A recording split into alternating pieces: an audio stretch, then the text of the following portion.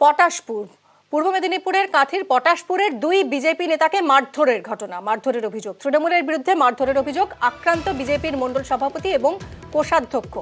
আরো বিস্তারিত জানবো, পঙ্কজ রয়েছেন আমাদের সঙ্গে। পঙ্কজ, কি ঘটেছে এই অভিযোগ সম্পর্কে একটু জানাও।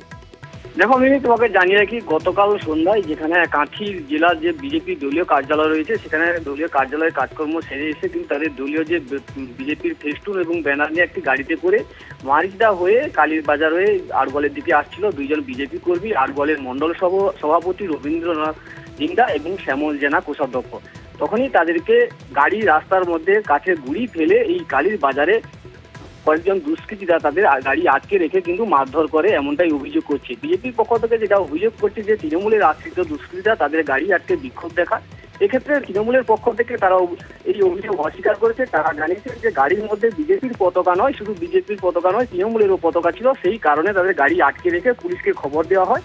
এই ঘটনায় দুই পক্ষের মধ্যে কিন্তু দ্বন্দ্ব বাধে, সেই কারণে কিন্তু তাদেরকে আটকে রাখা হয়। সে পুলিশ এসে তাদেরকে উদ্ধার করে নিয়ে আসে। কিন্তু বিজেপির পক্ষ থেকে দাবি যেটা করেছে, তাদের দুইজন কর্মীকে বেধড়ক মারধর করা হয়। তারা গুরুতর অবস্থায় এগুলো সুপার স্পেশালিটি হাসপাতালে ভর্তি করা আছে, এমনটাই কিন্তু অভিযোগ করছে। এই ঘটনায় ইতিমধ্যেই শুরু হয়েছে রাজনৈতিক চাপানোতর। কে কি বলছেন শুনুন। কালীর বাজারে রাস্তার ওপরে তৃণমূলের হারমাত, তৃণমূলের শেখ শাহজাহানের মতোই, সন্দেশখালীর মতোই অপরের সাঁতরা এবং আড়গোয়ালের প্রধান শেখ মালেক এই আমাদের গাড়িটিকে আটকায় এবং আমাদের মণ্ডল সভাপতি এবং কোষাধ্যক্ষকে জোর জবরদস্তি করে গাড়ি থেকে নাম করে বেধড়ক অত্যাচার চালায়। এতটাই অত্যাচার চালিয়েছে, শ্যামল জানাকে ওই রাতে এগরা সুপারে ট্রান্সফার করতে হয়েছে।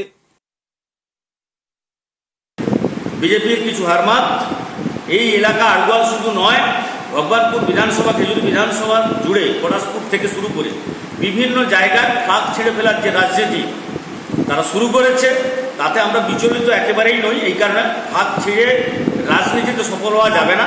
মানুষের মন থেকে এরা সরে গেছে, তাই সন্ত্রাসের বাতাবরণ তৈরি করার চেষ্টা করছে। বিরোধী দলনেতা বারে বারে সেই হুমকি দিচ্ছেন 2021, আবারও বিভিন্নভাবে চক্রান্ত করছে। কিন্তু তৃণমূল কংগ্রেসের কর্মীরা প্রস্তুত রয়েছে এই চক্রান্ত সর্বৈবভাবে ব্যর্থ।